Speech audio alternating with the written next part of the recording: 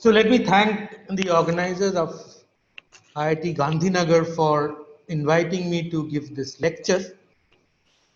Certainly, I would be happier if I were there, but at least I'm virtually there. So let's hope that we enjoy this little bit of introduction. So this is a talk titled Shadows, Echoes and Memory. And this is a talk which actually was delivered in January, end of January, in IIT Madras in a conference organized by Sriram. And for those of you who have already heard this talk, there are certain additions which you may like. And for those of you who are new to this talk, let me just tell you that this is not going to be a talk for experts. So I apologize to the experts for being largely pedagogical in this talk.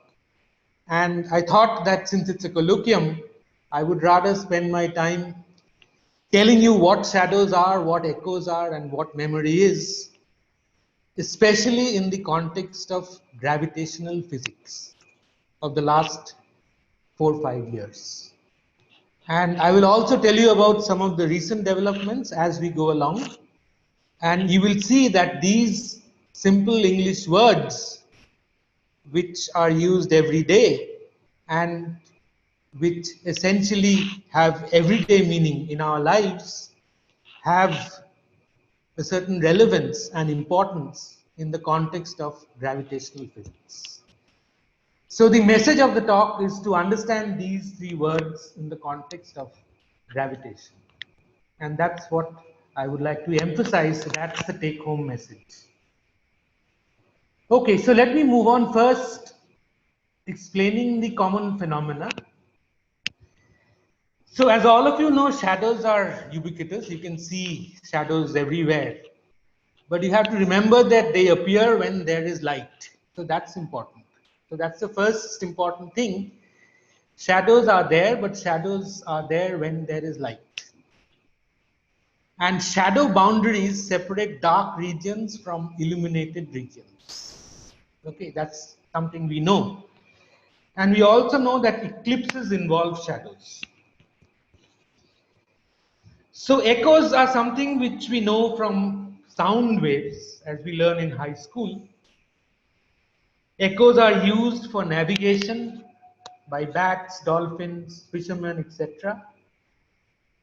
Sonar, for instance, sound navigation and ranging, radar, radio detection and ranging, ultrasonography, echocardiography, imaging of human organs, all of these essentially use the basic phenomenon of echoes. Okay. And let me tell you, when I talk about gravitational physics, it's not going to be very, very different from the echoes that you learn about in your everyday life or you encounter in your everyday life. What is memory? Memory drives us forward in life, as everyone knows. And I found this interesting definition of memory in the internet in one place. So I've taken it from there. So it says that it's an interlinked cognitive storage space for our past knowledge and experiences. So that's a nice word, interlinked cognitive storage space for our past knowledge and experiences. And in physics, of course, we are familiar with various kinds of memory. For instance, there is magnetic memory, there is semiconductor memory, etc. And all of this is very well known. Magnetic memory is, for instance, about residual magnetization and so on. Okay. So as I said right at the beginning, of late, these three terms, the shadows, echoes, and memory, they have become important in gravitational physics, and now I have to tell you in what context and how they have become important. Okay. So what is the general relativity link or the gravity link of these three words?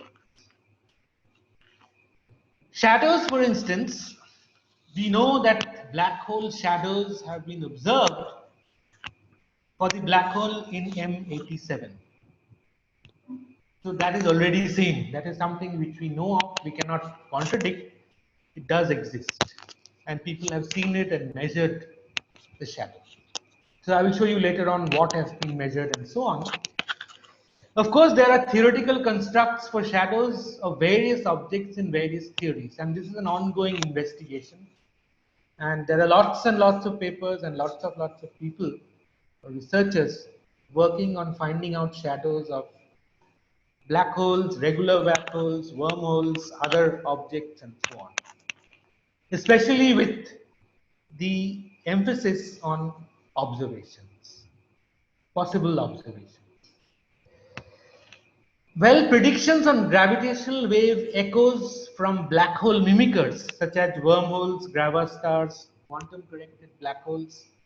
There's a lot of work on this, and this is something which I will emphasize or discuss when I talk about gravitational wave echoes. And there are predictions, but nothing has been verified or confirmed as yet. Okay. There are also predictions on something called the gravitational wave memory effect, which is interesting. And there are theoretical constructs and analysis with observational prospects in the future, which I'm going to discuss in detail in the third part of the talk. So as I keep saying, a lot of gravitational physics today revolves around the study of these three: shadows, echoes, and memory. And towards the end of the talk, I will tell you there is some kind of link between these three. And that link I will just mention because that is a thought that I had looking at and reading at various papers on these three topics. Okay, so let me first begin, and I first begin with shadows. Okay, so by the way, if anyone wants to interrupt, please feel free to interrupt whenever you want to. And I would like to take questions even in between as well as at the end. So as I said, the talk is in three parts, and the first part is about shadows. So shadows are everywhere. So let me give you a simple example. Let me start with high school physics. Okay. So here there's a light source. There's a sphere, and you can see the core shadow and the cast shadow over here, and the shadow cone. All of us know this. Similarly, there's a block here, there's the sun over here, and you can see the shadow. How do you calculate the shadow? That's a big question. And this has been done and is still being done by many people using what is called ray tracing. And this was first done by Apple in 1969. And this has been extensively studied in computer graphics with appropriate programs. So this is something which people still do, and there's a lot of work related to this. And let me show you what these people do. So you have a light source here, and you have a block here, and you can see that there are shadow perspective lines which are drawn from here, passing through the edges of this object. And there is a horizon light point which is just below this light source. And from here you draw the lines to the edges of the vertex which is residing on the floor over here. And the intersections of these lines essentially give you what is the shadow of this object that you see. Now this, of course, if it's a more complicated object, things become much more complicated and you have to work very hard, so you have programs to do it. So that's another example. Once again, the block, the light source, these lines over here and the light perspective lines, and you can draw the shadow.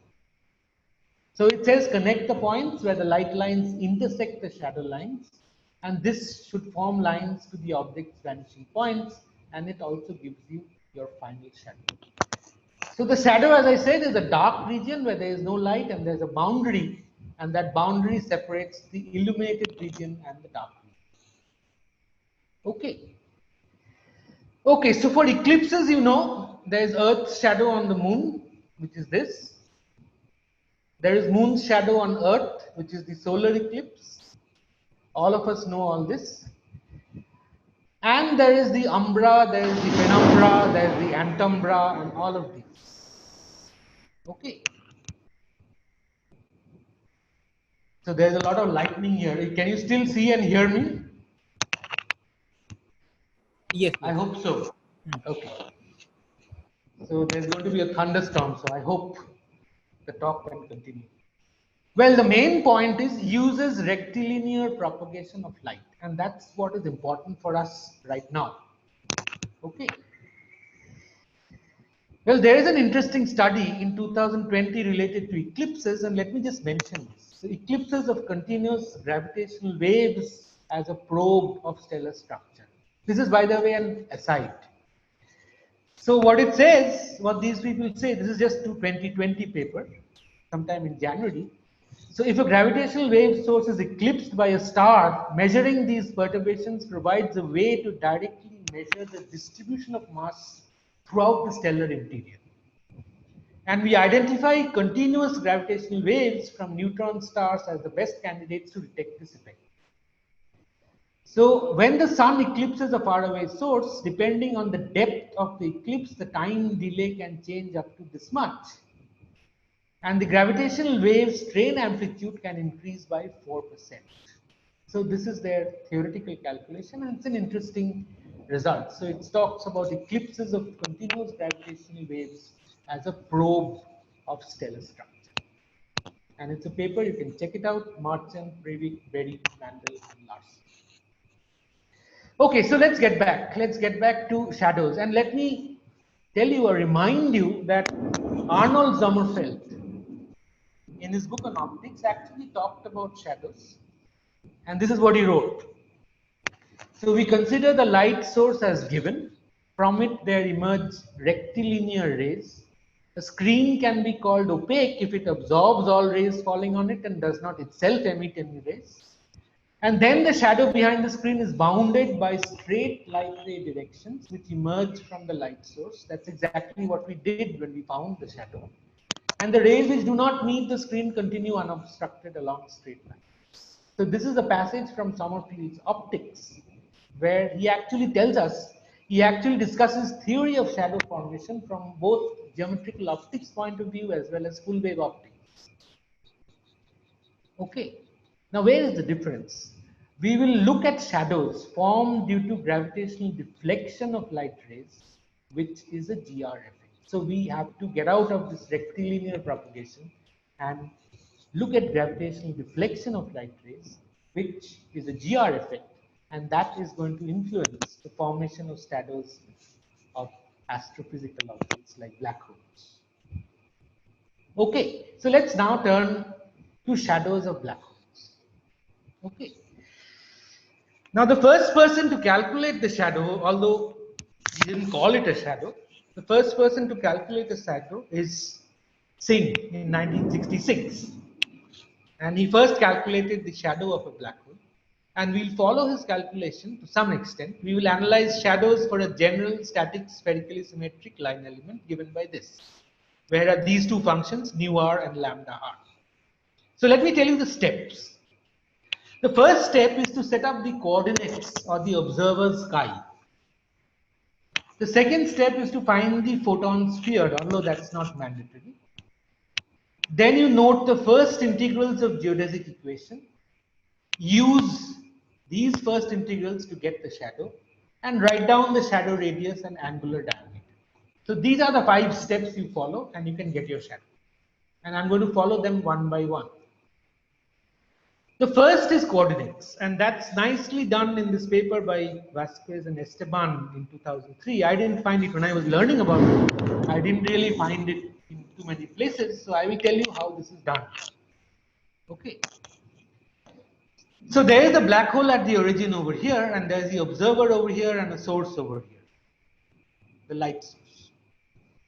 And there is this XYZ coordinate system with the black hole at the origin. So that's the celestial coordinate system. And for large r, the Boyer-Lindquist coordinates of a curved black hole, say, coincides with XYZ. We know that happens. And therefore, the observer coordinates, the observer is far away. So the observer coordinates are given in terms of the theta naught, which is this, and the R naught, which is the distance to the observer. This is R naught. And that's given by R naught sine theta naught, 0, R naught cos theta. So I'm taking phi equal to 0. Okay. And tangent to the light ray hits the alpha beta plane. So this is what is called the alpha beta plane, and that alpha beta plane is orthogonal to the line joining the observer and the black hole. Okay, so that's the alpha beta plane. And the tangent to light ray hits alpha beta plane at alpha beta, and these are the coordinates where it hits. Okay, so you can calculate this. It's straightforward to calculate this. These coordinates are in the XYZ system. And line from the black hole to the observer is perpendicular to the alpha beta plane. Okay. Okay, so if you find out the equation of the straight line joining the observer and the alpha beta, so there is alpha beta and the observer, and this alpha beta I write in the XYZ coordinate system. So if you do that, then you get an equation which is like this. It's straightforward to find out. And therefore you get two equations for alpha and beta, which are given by this. Simplifying these two. And finally, at the observer, alpha beta are therefore given by these two expressions, which are the expressions, which are the crucial expressions you need to calculate the shadow. Now, what have I done here? I've used in the x, y, and z over here the r sine theta cos phi, and I've used L'Hopital's rule. I've gone over to the observer position, and then I can see that I get alpha and beta given like this. So this is the derivation of the alpha and beta, and you have to put in inputs of d theta dr and d phi dr. These inputs come from the first integrals of geodesic motion. Okay, so if you do that, then you'll get the shadow, and the shadow is given in terms of the alpha and beta. So let's do it. So then next thing is the photon sphere, and that's something which a lot of people know. You have ds squared given by this. You have ui equal to xi dot. You have L is this and H is this. And null geodesics H is equal to 0. Pi is given by gij xj dot. You get your constants of motion. You write your action. And H equal to 0 results in two equations for dsr dr and ds theta d theta. This is your sr and this is your s theta. You plug all that in, do algebra. This is standard stuff in GR. You get dsr dr equal to this and ds theta d theta equal to this, and your effective potential is given by an expression like this, where lambda and nu are unspecified as of now. And chi is equal to c by e squared, and L is equal to L by e. C is the so-called Carter constant, and you get this expression.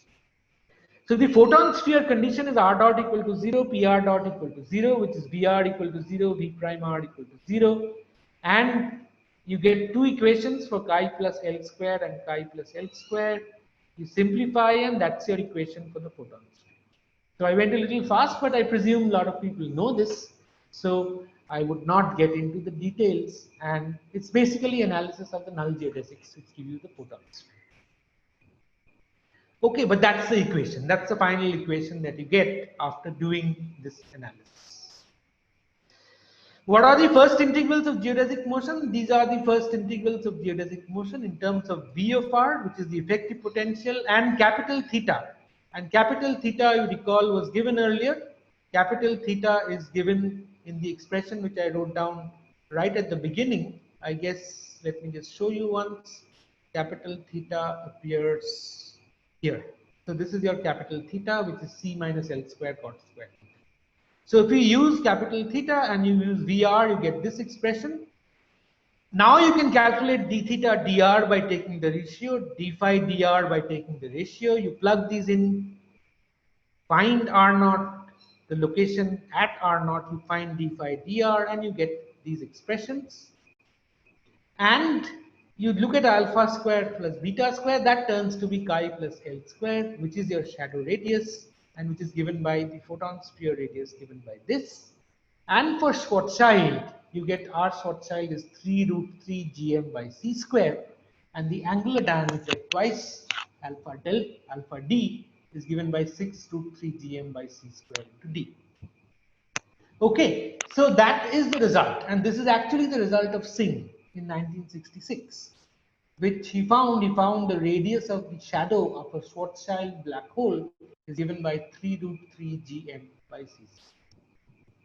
Okay, so the effective potential for Schwarzschild is given by this. The V effective is this, and it has a negative maximum at r equal to 3m. It's negative in value, r equal to 3m, diverges to negative infinity at r equal to 2m, asymptotically of value -1, photon sphere as this, and shadow radius is given by this.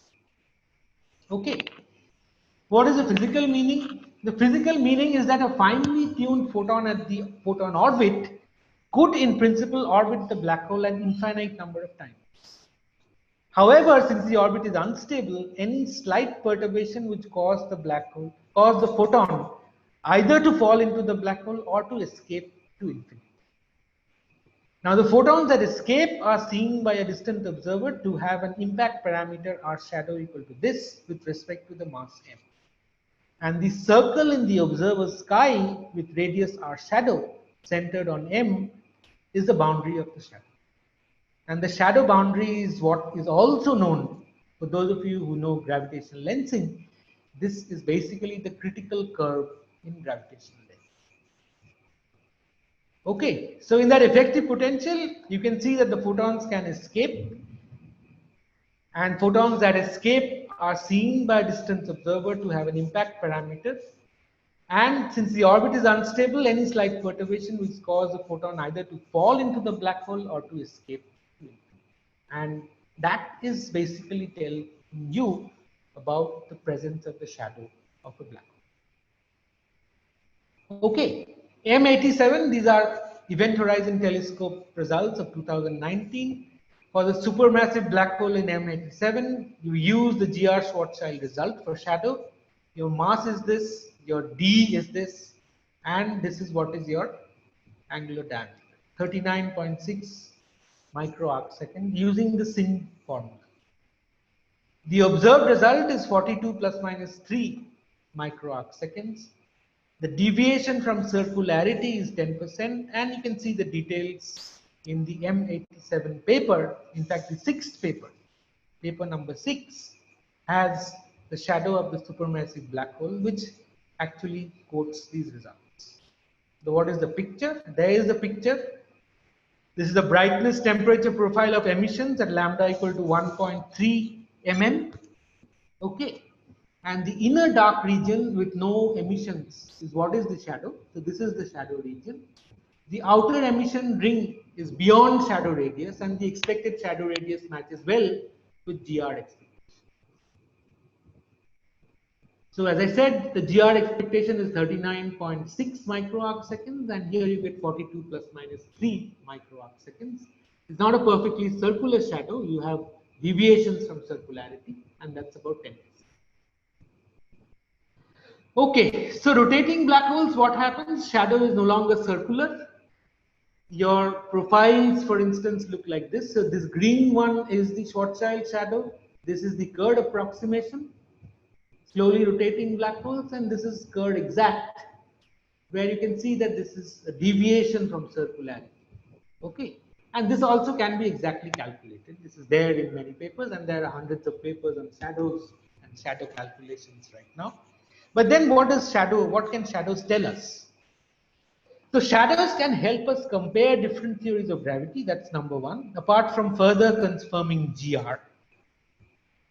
But there is also critique on our understanding of shadows. And if you're interested, you can look up this paper by Gralla, Holes, and Wald in 2019 for a critique on the theory of shadow formation.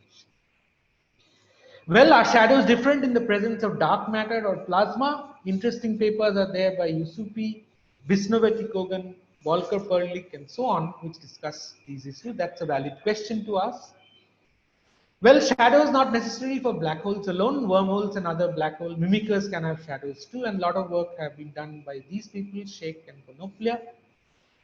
Accretion dismodeling and explanations using GRMHT have gone a long way in understanding the results of M87, and there's a lot of work and a lot of ongoing work. And So therefore, the end result of all this is that if you know how to calculate a shadow, then you can say many things about the gravitational field, and that's the idea. So from the shadow, you can know about the black hole in greater detail. Okay, or the astrophysical object in greater detail, and therefore it's also a confirmation of a theory, and it also helps in confirming whether other theories are relevant or not. Okay. Okay, so that's basically my summary of shadows as such. So is there any question? Anybody has a question? You can ask, because I'll now move on to the next part, which is on echoes. Okay.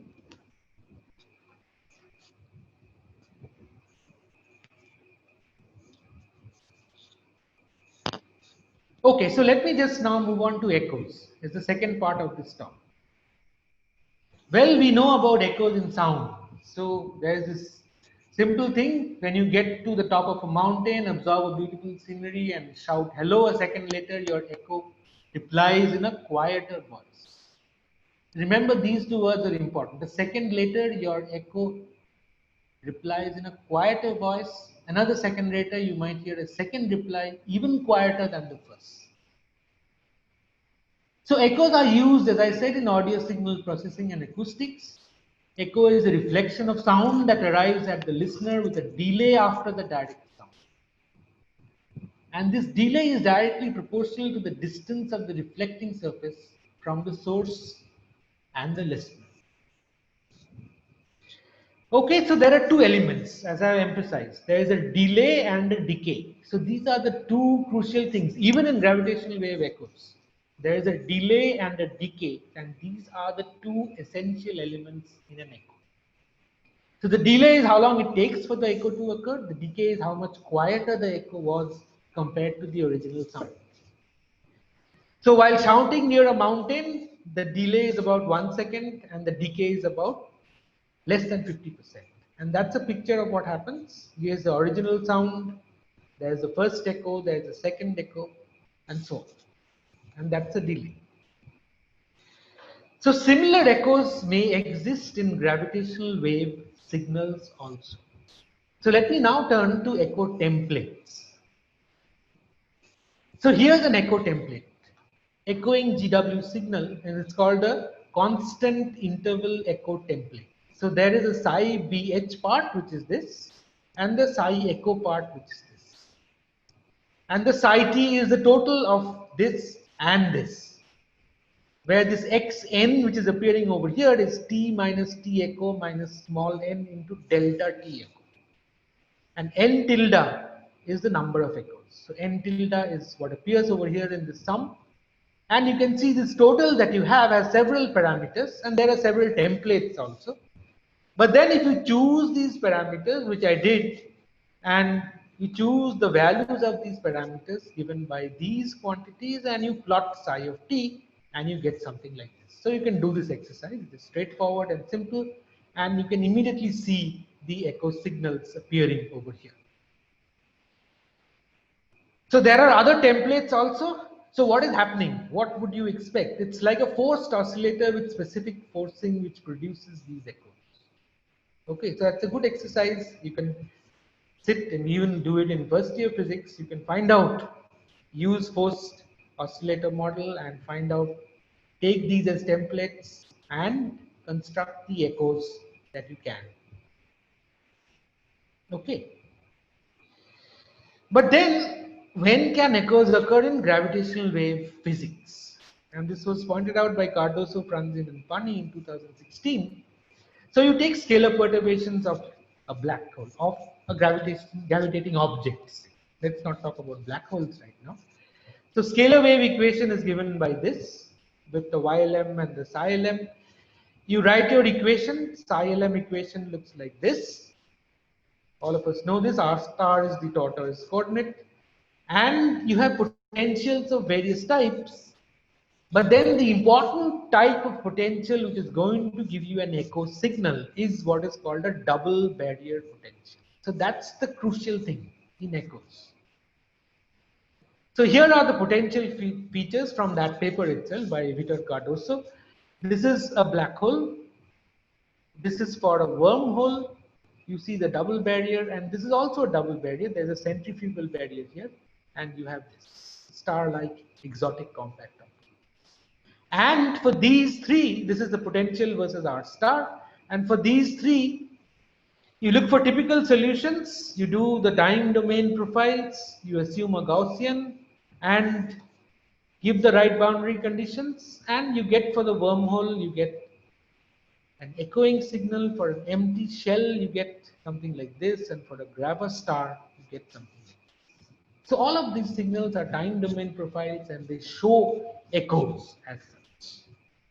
Okay. So it's like multiple reflections in a lossy cavity, something like a Fabry-Perot cavity. Okay. So what you have over here, you have your event, which is your merger, and this is your membrane or firewall. This is the angular momentum barrier, and you hit it here, and you get reflected. That's the first echo. Then again you get reflected. That's the second echo, and so on and so forth. And this is what is delta T echo, and this is the time of the first echo from the merger time. Okay, so as I said, this is like multiple reflections in a lossy cavity, something which happens in a Fabry-Perot cavity as well. Okay, so T echo, delta T echo is measured from time domain profiles, but the crucial element is the fact that the potentials are essentially double barriers. Okay. So better understanding how to understand the origin of echoes. As I said, you take the basic equation, which is like this. You do a Laplace transform, you get a I omega x over here, which is given in terms of psi 0 and psi 0 dot. Psi 0 is psi at 0x, psi 0 dot is del t psi at 0x. One can solve this using a purely Green's function approach or employ a Dyson series. And finally, series solution inverted back using the inverse transform. So that's the mathematics, which will help you understand the origin of echoes. The crucial point is to implement the right boundary conditions, pure outgoing or reflection at a mirror, say at x equal to minus L, and a membrane at x equal to 0.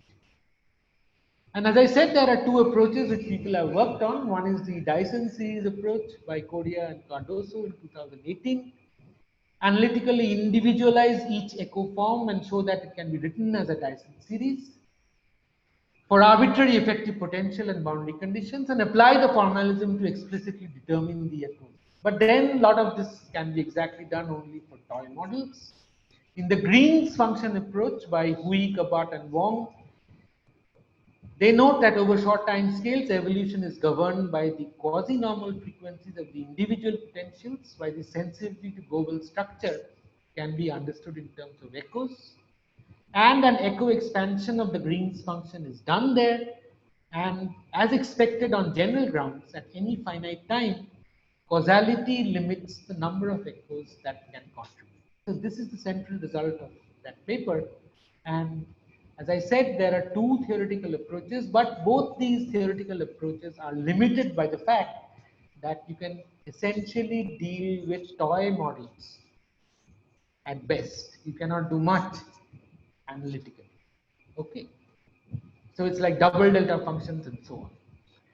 Okay, so let me just point out a little bit of our work. We did some work on wormhole spacetimes. The effective potential for wave propagation is a double barrier in this case, and we took metrics of this form for n greater than 2, and L is the proper radial distance. It's an ultrastatic metric.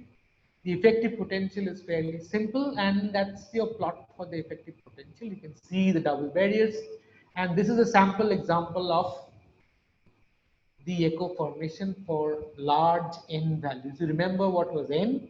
N was this quantity over here in the RL over here, and that gave you the metric. So different n's means different metrics, and you can find echoes very cleanly for large n. And this is what we found. So this could be a possible signature for wormholes or black hole mimickers, and this is published recently in EPJC. Okay, so, but what about observations, actual observations? So echoes will play a decisive role in finding out if these things like black hole mimickers, they actually exist. For instance, if you want a membrane near a horizon, the ingoing modes of the ring down reflect back from the membrane near the horizon and pass back through the potential. So part of the wave goes to infinity with a time delay. We call this the first echo, and then the time delay corresponds to twice the tortoise coordinate distance between the peak of the angular momentum barrier and the membrane. And the remaining part of the first echo returns towards the membrane and the process repeats itself. So you know what is delta T echo in terms of the mass of the object, LP, and that is a formula which can be easily worked out. Okay. So, and there are a lot of predictions. So in this paper in 2017, the delta T echo was analyzed for this GW 150914, and they found something like this. Delta T echo for GW 151226 was found to be this, or LVT was found to be this. And the best fit 1 sigma is given by these results, this, and this. You can make a comparison of these over here and see they are somewhat close, but there is a lot of criticism on this, and nobody really believes that they are correct or they are the signature of echoes. But I just wanted to tell you that people have tried predicting things and tried to fit using the various observations on gravitational waves that have come along or are still coming along. Okay, nothing is confirmed yet, and there is an update by Abedi et al. In 2020. I don't know whether people have tried echoes for this GW 190425. I haven't seen anything like that. So let me just end the echo section by mentioning some very recent work. And this is echoes in a completely different context, echoes in Kerr CFT. And this is just last week. Okay. And the abstract says something pretty interesting. It says that the near horizon quantum modifications of the black hole can be understood as finite size and finite n effects in the dual CFT, that is known. But the signature of the near horizon modification to a black hole geometry manifests itself as delayed echoes in the ring down of a binary black hole coalescence.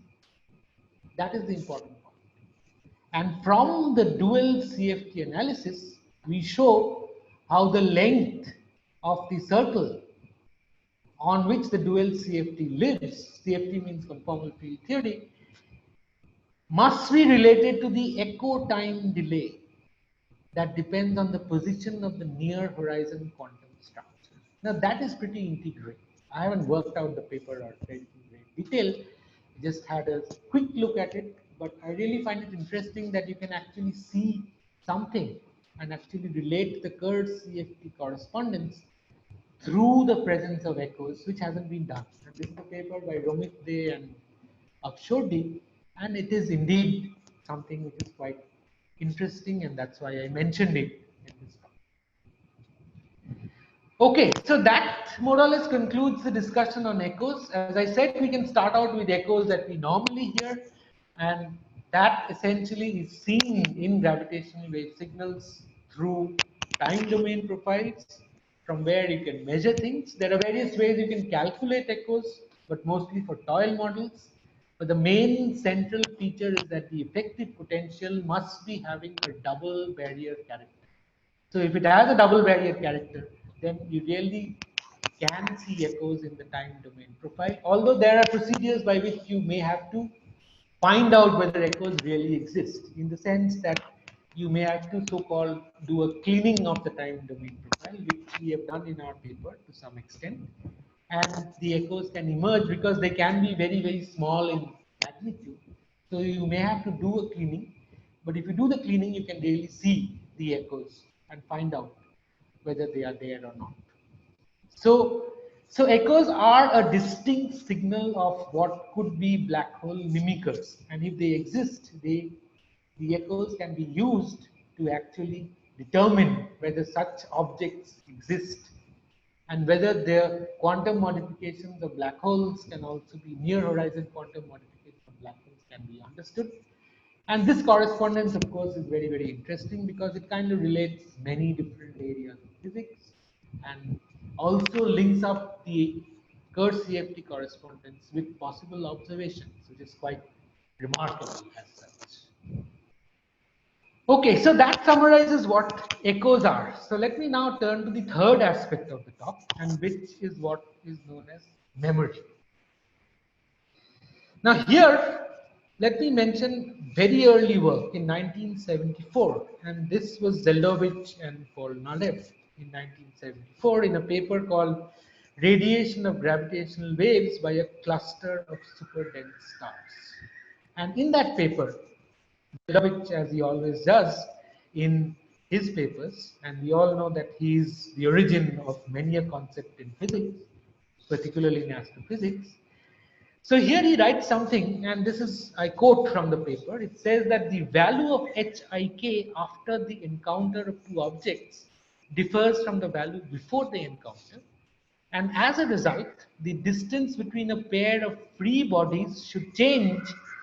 And in principle, this effect might possibly serve as a non-resonance detector.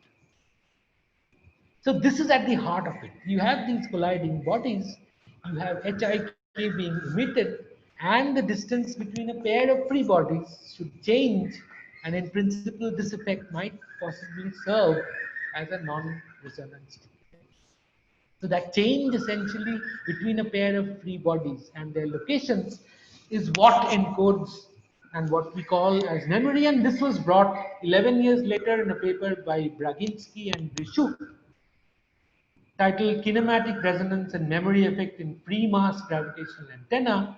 They were the first to coin the term memory effect, and they gave a very simple analysis. So I'm going to tell you about that analysis because that is very, very important. So you have a weak gravitational wave metric which has got an AU and a BU, and the particle 1 is at origin, proper time with respect to 1. XYZ is L1, L2, L3, initial position of particle 2, and the deviation is therefore measured by XYZ. So I'm going to write down the deviation equation, and I say that XYZ is a measure because one particle is at the origin, so XYZ is going to be a measure of deviation. So if you do the deviation equation, this is how it looks like: X double dot, Y double dot, Z double dot, and you of course get A double dot and B double dot over here. Okay. So the total displacement delta L much less than L. A double dot, B double dot, xi are small. So you can write Y as equal to L2 into 1 plus xi. Xi is a small quantity.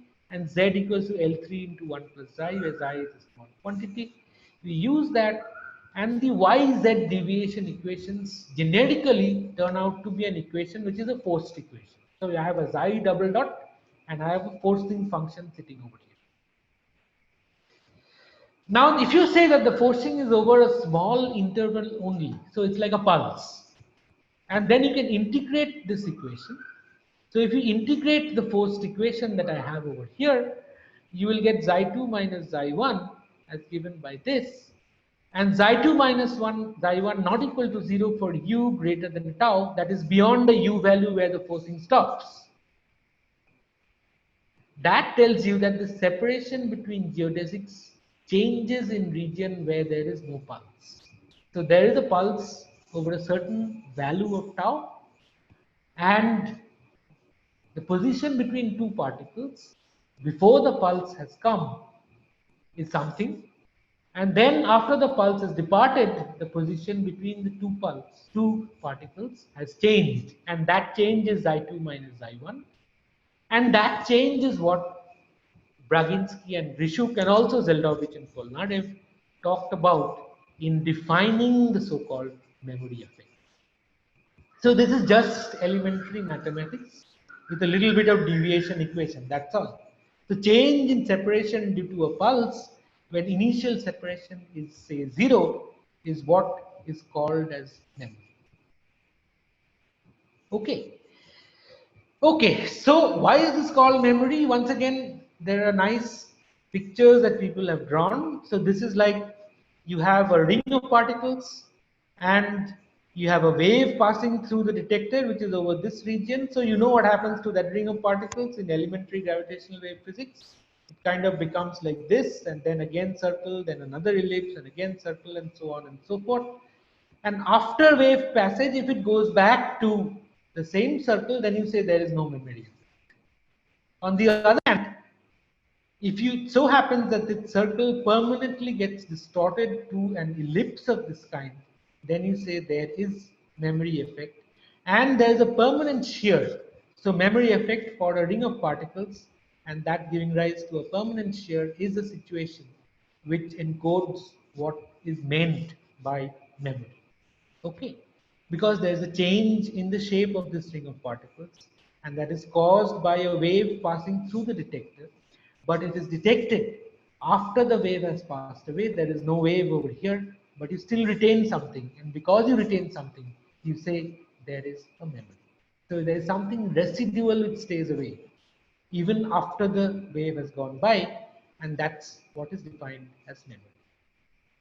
So this is from a picture, from a talk by Mark Favata, and this actually can be seen in future. Of course, there has been a lot of theoretical work by Braginski, Thorne, Christodoulou, and there are a lot of debate on this also. The basic element of those works is that this is a change in metric perturbation related to change in separation between geodesics, and delta xi is related to delta hij tt. Delta hij is limit t tending to infinity hij minus limit t tending to minus infinity hij, and that is related to dij, okay, with double dot of this. So delta xi is equal to dij double dot. And for energy momentum of a system of n particles, one can find this Hij and delta Hij and write down what is called the Braginski-Thorne formula. Now, Christodoulou generalized this to full nonlinear GR, but finally, of course, Thorne told us how this is related to what he did. And the memory is carried by GWs to null infinity, and it's essentially an effect of gravitons. Okay. So recently there was some work by Zhang, Gibbons and all on exact plane waves. So these are toy models of this kind where you have an exact plane wave metric, which is a vacuum solution of Einstein equations. The U equal to constant surfaces are planes which propagate as waves. The Riemann tensor not zero everywhere. And the choice of A plus U is completely arbitrary. So this A plus U is what you're going to choose, and you can write down the geodesic equations and solve it. So you can have a square pulse which is given by A plus U, and you can do some analysis, and if you do the analysis you can see the nature of separation between trajectories before the pulse arrives and after it arrives, after it departs, and you see a change in the separation. Say in the x coordinate you can see a change in the separation in the y coordinate, and no change in relative separation, which is called as displacement memory. So there's a name given to it and it's known as displacement memory. Similarly, if you look at the particle velocities dx dt, dx du and dy du, you can see that there is a change in the velocity. Initially both of them sitting quietly, but then after the pulse has passed, you can see them gaining velocities and different velocities. So that's the velocity along x, that's the velocity along y, and this, the jump in velocity is caused by a pulse, and that's also known as velocity memory. Then there could be a B memory, which is O'Loughlin and Demisian in 2019 suggested. Look at a geodesic congruence, find the del I Vj, that's the gradient of the velocity field, which is Vji. Use a covariant definition of memory. Is it a covariant definition of memory? So you look at an initial congruence with initial 0, theta, sigma, and omega, that is expansion, shear, and rotation before the pulse arrives. What is theta sigma after the pulse leaves, and this is what is the picture you get for a square pulse, and you can see the rise of shear and the focusing. So focusing plus a large non-constant growing shear, it's there discussed in detail in our paper with many examples. And what you see, you can probably say that the Fourier mode of the square pulse centered around omega equal to 0 is playing a role here. The square pulse, you know, in the frequency domain is related to a sine hyperbolic sinh kind of pulse, and therefore you can show that the omega going to 0 behavior of the Fourier mode is essentially contributing to the memory like displacement memory or velocity memory or even B memory. And you know that when omega is very small, it's like a soft graviton. So that's a question that you can ask. Well, we have studied recently a generalization of all of this where we have put in a p squared xy, and these are called Kund waved spacetimes. And we find something very strange. We find that for constant negative curvature, that is pxy is 1 over y, we get a distinct constant shift displacement memory. But with constant positive curvature, we generate oscillatory motion, as if a frequency is generated. So, and we call this frequency memory. It is there in our paper in Physics Letters B very recently. And you note that the both arrival and after departure of the pulse spacetimes are not asymptotically flat over here. These are Kundt wave spacetimes. But then all of this is largely theoretical, and we have put out the details in this paper which is published in Physics Letters. The interesting point is you get both displacement memory and something which is called frequency memory, which could have interesting developments in future. So let me mention a little bit about other work. A lot of work has been done in relation to memory and soft theorems and the VMS group symmetry at null infinity.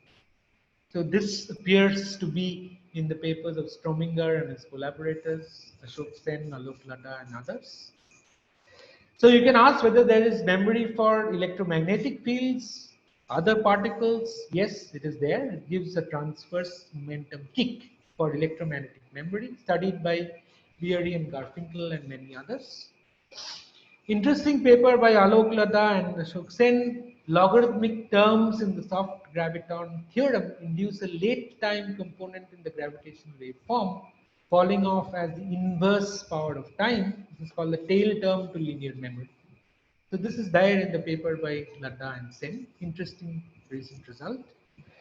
A lot of work has been done on persistent observables for memory by Jana Flanagan and Grant and Hartley and Nichols. There are a series of two papers recently in 2019 and also in 2020, where they define or try to define persistent.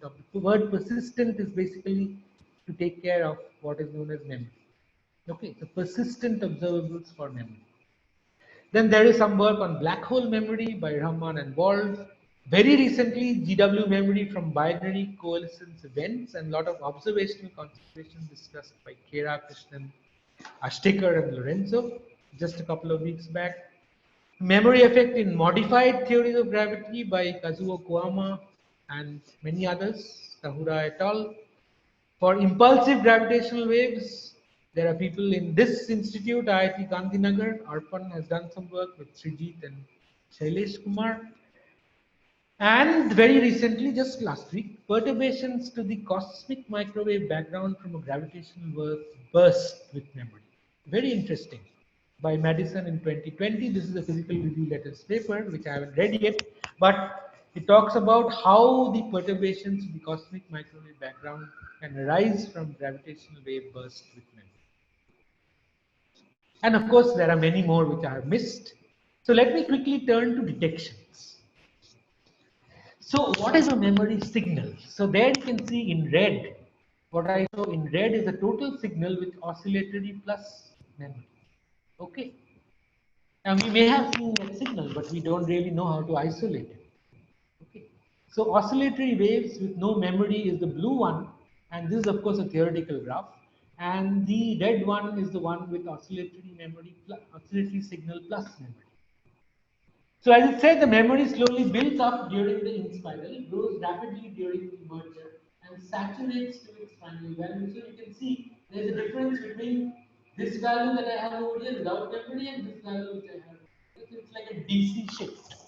So it's like an overall tiny DC shift at the end of the day. But before that, you can see that there is a change in this is the quasi-normal mode is somewhere over here, and the quasi-normal mode has a change in its amplitude and maybe also in its frequency, okay, which will encode the memory effect. Okay, so overall tiny DC effect. So what are the possible detections? And there you are.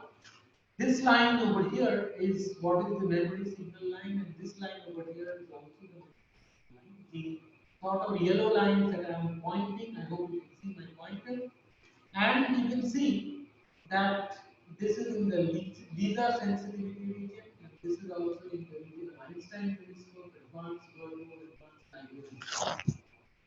Okay. So there are two cases: BH binary with M total equal to 10 to the power 6 M sun at Z equal to 1, BH binary with M total equal to 100 mass sun at 200 MPC, and these could be possible candidates. And strain amplitude is 10 to the power minus 23. Detector arm is of this length, and change in length due to memory signal is this much. So these are just facts. Nothing has been seen as yet. Okay. Okay, hope for memory detection. Here's a paper, very recent once again, measuring gravitational wave memory in the first LIGO Virgo gravitational wave transient catalog. A very detailed paper. So it says we develop a Bayesian framework to detect gravitational wave memory with the advanced LIGO Virgo detector. And we apply this algorithm to 10 binary black hole mergers in the LIGO Virgo's first transient gravitational wave catalog. And they say we find no evidence of memory, which is consistent with expectations. In order to estimate when memory will be detected, we use the best current population estimates to construct a realistic sample of binary black hole observations for LIGO Virgo at design sensitivity. And we show that an ensemble of so many black holes, black hole observations, order 2000, can be used to find definitive evidence for gravitational wave memory. And we conclude that memory is likely to be detected in the early A plus or Virgo plus era. This is PRD 2020. And this is what they say, that with early A plus or Virgo plus, you may be able to detect memory effects.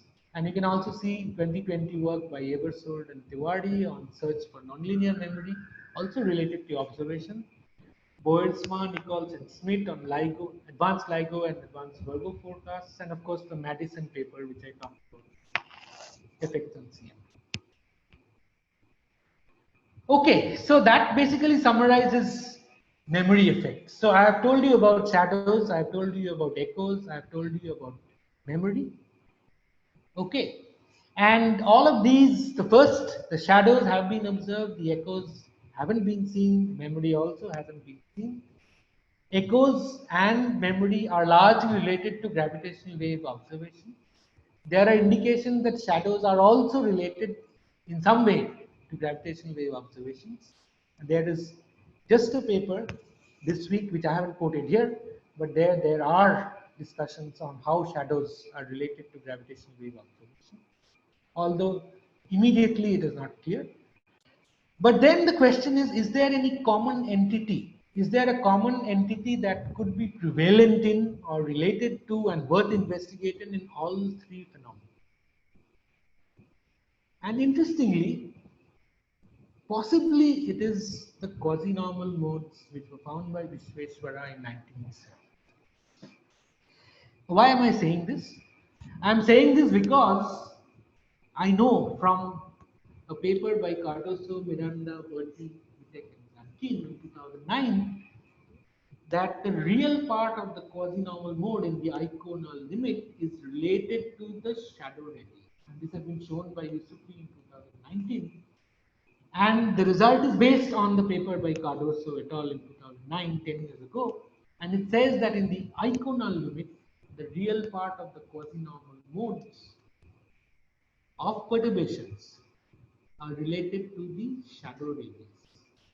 And these people and many others have actually checked that this is indeed true in the iconal limit. And you can actually check it out for various kinds of black holes, and it works. Now, it's not clear why it works or what is the real reason behind it, but you can actually find a link. So it somehow relates geodesic motion along circular null geodesics to the quasi-normal modes and the instability of the circular null geodesics. Instability time scale is related to the imaginary part of the quasi-normal mode, and the real part is related to the frequency of oscillations of the particles in circular null geodesics. So that is one. Of course, the quasi-normal modes do contribute to echoes. That is well known. How, it is not fully known. There is some discussion in this paper by Gersey, Frolov, and Dobre in 2019. There are discussions in other papers where people have tried to find out the link. It is not 100% clear, but it is more or less sure that they do contribute to echoes. After all, they are time domain profiles, so therefore they must contribute in some way. Exactly, not clearly known. Well, change in amplitude and frequency of the quasi-normal modes related to gravitational memory, gravitational wave memory. That is very clear. And it's there written down nicely in Pavata's 2008 paper. But then certainly more studies are required to understand such links of shadows, echoes, and memory with the quasi-normal modes of a gravitating system. And that would be really interesting to kind of bring about a link between these three in some way. Okay. So what are the conclusions?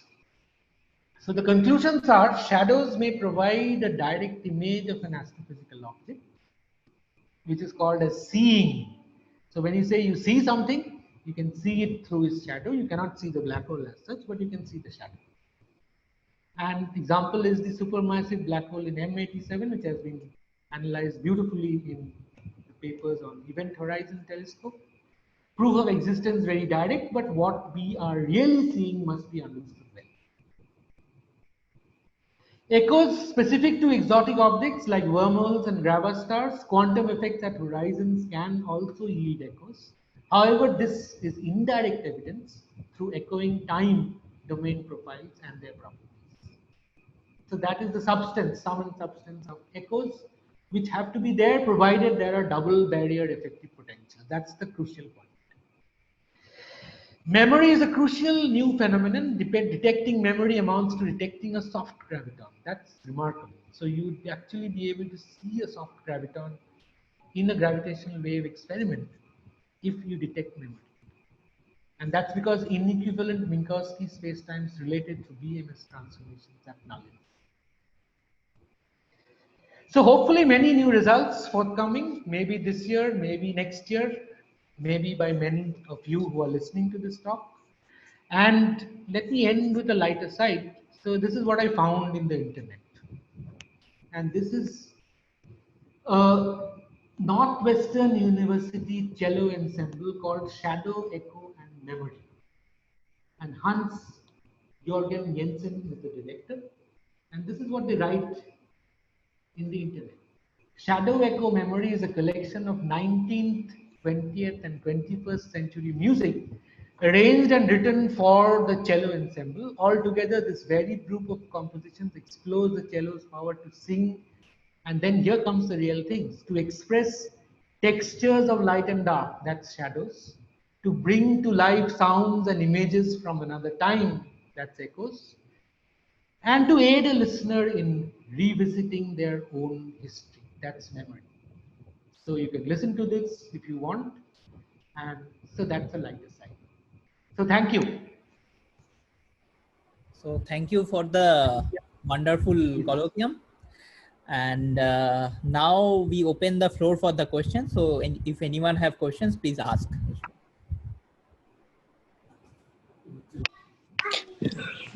Hello. Yes, please. Sir, it's me, Rajibul. Yes, okay, please go ahead. So I have a comment on why the real part of the quasi-normal modes is related to shadows. So if you solve the scalar wave equation in any general space-time background, so if you take scalar field to be this perturbation in that space-time, and if you solve the scalar wave equation, and if you find out if you write it in like a Schrodinger-like form and find out the effective potential for the scalar wave perturbation, and if you take the Eikonal limit, means large angular momentum limit, then you will find that the effective potential for the scalar perturbation is exactly the same as the effective potential for a null geodesics. Yeah, so that is correct. yeah, but why is that happening? That's the point. That is yeah, true, yeah. mathematics. So that means in the Eikonal limit, potential barrier for this quasi-normal modes is the same as that the potential barrier for photons. So that might be the link. Yeah, that is the link. That is correct. That can be shown. In that, I have also seen that. But my point is, I still don't understand it. That is the whole issue. It's a mathematical result, but why is it exactly happening is not fully clear to me. That's my comment. Thank you very much for pointing this out. Yes, it is indeed correct. So there is a raise hand from Shumon Chatterjee. So you can ask the question now. Yes, please. Hello. So my question is, so it's a very naive question. So what are the sources of this double barrier potential which may give rise to echoes? Means like Sources, the astrophysical sources are all hypothetical as such, as of now. So these are classified as exotic compact objects, and they are not black holes, but they are hypothetical objects which include wormholes, gravastars, also near horizon modifications of quantum corrected black holes. All of these have these double barriers. So these are all hypothetical, and if you detect echoes, then you immediately will be able to see whether, or say rather, that these objects, some of these objects may exist. Although that's a long way. But if echoes are seen in the signals, then you have to find an answer using these exotic compact objects. Normally, these double barrier potentials don't arise for No. black holes. Yeah, that's my comment. sorry. So these are the sources of the gravitational wave and they are echoes. I am just a bit confused there. No. These are objects which are eventually formed. Okay. So these objects had to be formed after mergers, right? Coalescence. And when you're doing perturbations, what are you doing? You have the merged object, you perturb it, and you're studying the past phase, right? That is what you study when you look at perturbations. So that's what is being done. Right. So the final object is assumed if the final object is some of these, which are exotic compact objects, then then you should be seeing echoes. So from the signals, if you can extract the echoes, then you can say that these objects have been created. Okay, that's why they are called black hole mimickers. Okay. Thanks. Okay, that's it. Okay. Yeah. Okay. Thank you. Any more questions? Actually, there is a question in the chat from Rajesh. So I will just read it to you. So Yes.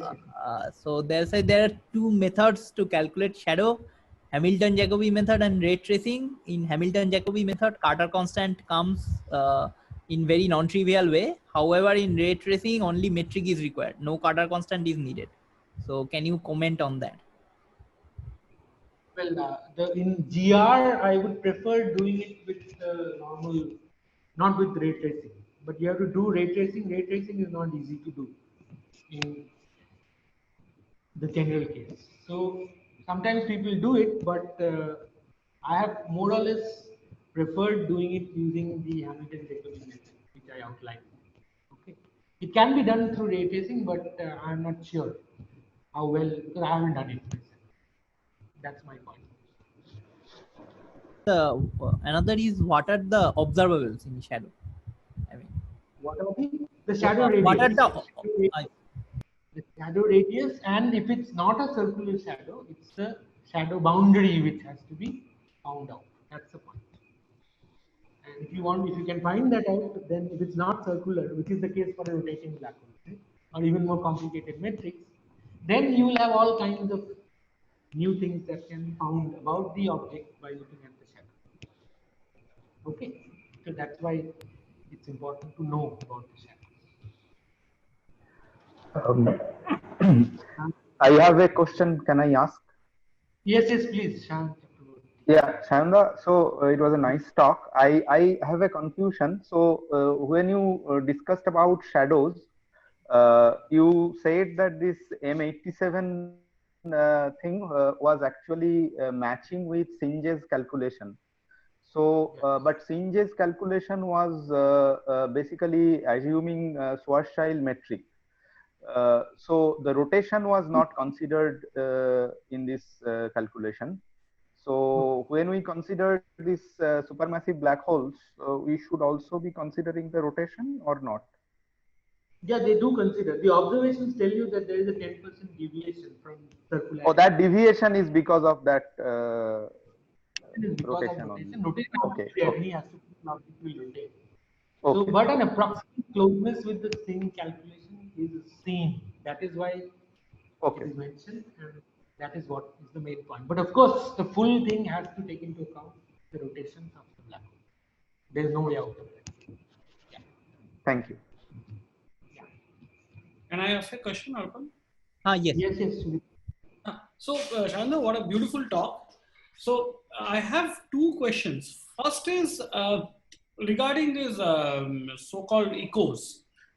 So, if I have understood correctly, that echoes generally originates if I violate the ingoing boundary condition at the horizon. Yes.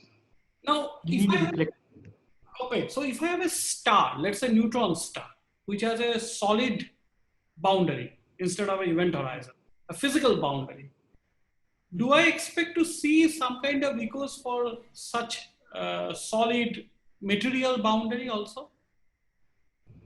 Yeah, you should. In principle, that's what happens. When you stand near a mountain, you shout it, you get an echo.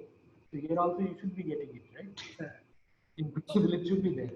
Okay, so instead of an exotic surface, it could well be also like I'm looking at something like a wound dwarf or very compact star. A solid object, yeah, it can happen. But one has to have the gravitational wave signal hitting that, and basically you are going to have an infinite wall at that point, right? Just as you have in the case of a centrifugal barrier. There also you have an infinite wall. Absolutely. So it's going to get reflected, and multiple reflections is going to give you the sequence of echoes that you hear. So that's it. So presumably, yes, but you're right. Have a solid wall, for instance, you will still be able to see echoes. So hear echoes. Like, boson stars can be distinguished from black holes by looking at echoes. Yeah, the point is that for all of these, the signal is going to travel in the exterior domain, exterior region of that object, right? So you have to use the metric, and then you have to look at the effective potential. And in that effective potential, you need to get a double barrier structure. Then only you can talk about the gravitational wave signal. It should be the metric perturbations which have a double barrier in the effective potential. Once you have that, then you can analyze the echoes for that signal. Okay. So another question, which a bit controversial regarding this Wald's view, Wald and his collaborators' view about this shadow. Yes. There is a view that what we are looking at is hardly the photons coming from behind, but rather the photon originating at the accretion disk. Yes. Yeah, so what they're saying is that what you're looking at is actually bending of light, hardly the shadow. So what do you think about this? No, I mean, whatever they have seen, actually I haven't read their paper in great detail. But what you said is correct. That is exactly what they are trying to say. And there is always this confusion that which rays are actually falling into the black hole and which rays are getting reflected, and what is the demarcation, the impact parameters seems to be given by that shadow radius. So all of these things are there. Okay. And actually there is a response by Ramesh Narayan to that paper, which you may have read, where he uses the accretion disk modeling and demonstrates that what has been seen is the shadow. So I haven't seen a counter response to Ramesh Narayan's paper by Wald et al. But yes, these are questions because more we learn exactly about, and that's the reason why ray tracing could be important in this case. Okay, because if you do ray tracing, then you would exactly know which rays are actually getting reflected and which rays are falling into the black hole. And if you know that precisely, then you really know what is the shadow boundary and what is causing the shadow and what is causing the illuminated region and the boundary. So that's my comment. But I wouldn't make a comment for or against, but I guess there is more to it than what it normally is. Thank you. Thanks a lot. Yeah. So there is one raised hand, so please ask. Probably. Yes. Yeah, please ask. I can see raise hand actually. Please go ahead and ask the question. Hello. Yes, please. Yeah, sir, in one of the papers, I learned that the shadows are uniquely determined by the length of the shadow boundary and the local curvature radius. So, could you just give a brief on the local curvature radius? The shadow radius depends on, as you've seen for the Schwarzschild, the shadow radius is dependent on the mass of the black hole, and there's a factor 3 root 3 gm by c. So that is the general result for Schwarzschild. Okay, what you are saying is a general definition of a shadow. That's what you're trying to say, right? You're saying that it's related to the local, what do you say? It's the local curvature radius and The length of the shadow boundary. length of the shadow boundary is, in the case of a circular shadow, it's basically the radius of the shadow. Radius, yes. Right? So if it's for a Schwarzschild black hole, it's basically related to the length of the radius. The radius of the shadow is what determines what the shadow is, if it's a circular boundary. And local curvature radius is not something which I have encountered. Maybe there is something which is given, but there are various kinds of definitions people give which I'm not fully aware of. What I understand is the simplistic definition where you can calculate the radius using celestial coordinates, and the inputs come from the geodesic equations as you tend the distance to the observatory. So that's what I understand. Maybe there is a definition which immediately is not coming to my mind. If I think about it, I can let you know later. Sure, sir. Yes. Thank you, sir.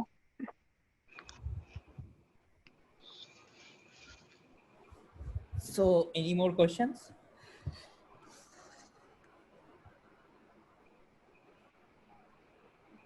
Okay, so if not, we thank Professor Shannon again for wonderful colloquium, and yeah, we end here. Okay, thank you, Arpon and Sudipto, for hosting this, and let's hope you have many such colloquia in future, and also live colloquia. Yes, also. Yes.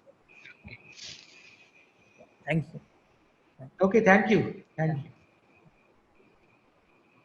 So thank you, and so I guess people will quit, so I will also quit. Yes. You can quit. Yeah. Thank you very much.